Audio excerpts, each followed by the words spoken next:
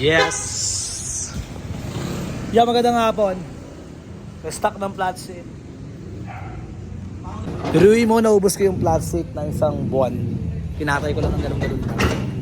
Anyway, stock tayo. Let's go and let's make money. Yo! Stock na yung recipe flat seat natin.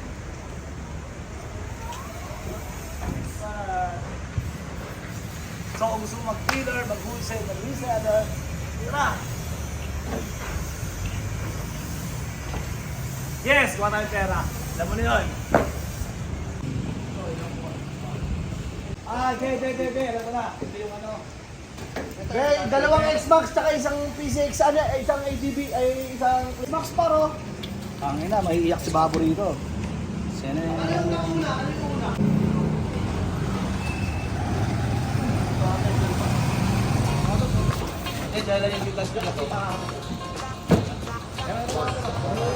Diyan, kamada muna dyan lahat.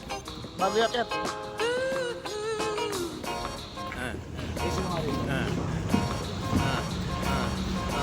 Benta bounce, benta drugs kahit anong way. Bukas aking tindahan kahit anong day. Buti merong rap, buti merong internet. Yung iba suporta sa akin pero meron ding inget.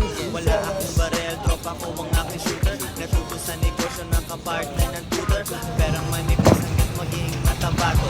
Tawag sa akin kunik na taga ko tabato. Join in the moment of the sun. Fucking your wish. Yes, recipe flat seat. Pag order ka ng recipe flat seat, ito mismo yung eco bag niya. May free eco bag. Then sa lobby stickers din. Tignan mo naman. Ito mismo yung mismong packaging nyo. Diba naka-bubble wrap. Lahat ng unit yan ha. Yes sir. Par, kilos lang. Anyway, kagaya mo lang din ako. Nagsusumikap palagi.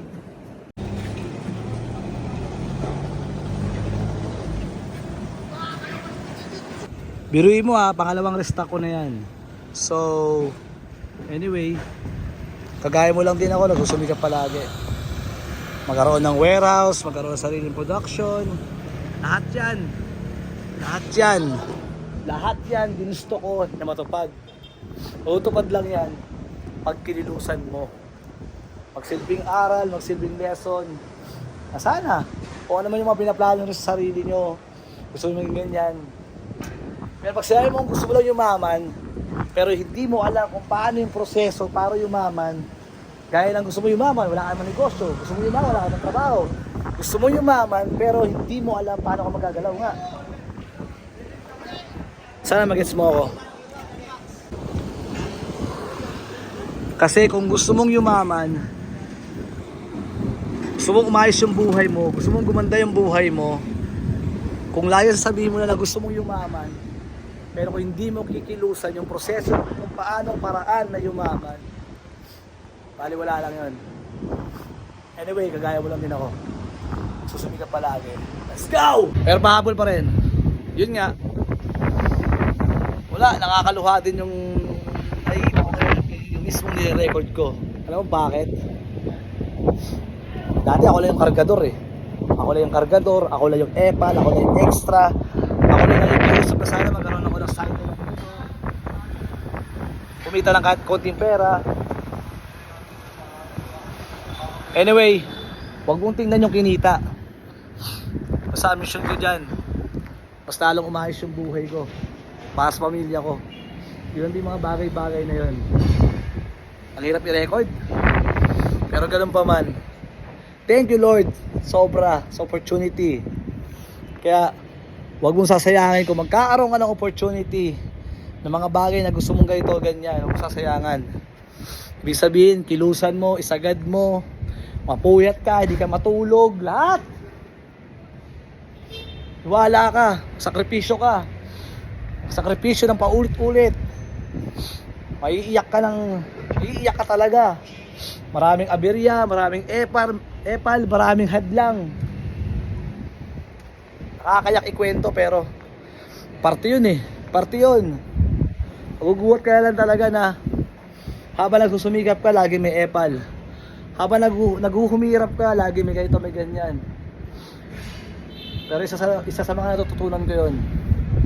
Kailangan mong pumalag, kailangan mo lumaban. Kailangan mo magpakumbaba. Kailangan mo rin magpatalo. Napakasakit nun. Napakasakit nun. Maiintindihan mo yung pinapaliwanag ko pag naabot mo yung sitwasyon na to. Kukuha ka ng paninda, mawawalan ka ng paninda, di mo alam sa kukuha ang puhunan, kung kumita ka ba, ninanakawan ka ba, saan mo nabili, saan mo nagastos yung puhunan na yun, yung kinita. Masakit sa ulo, masakit sa dibdib, nakakadismaya. Pero kung dahan-dahan mo lang susolusyonan yan, dahan-dahan mo lang iintindihin yan, at hindi mauuna ang galit, niwala ka, pagkakaloob sa iyo yan. Gandang hapon, pangalawang stock ko na yan. Nakakataba ng puso.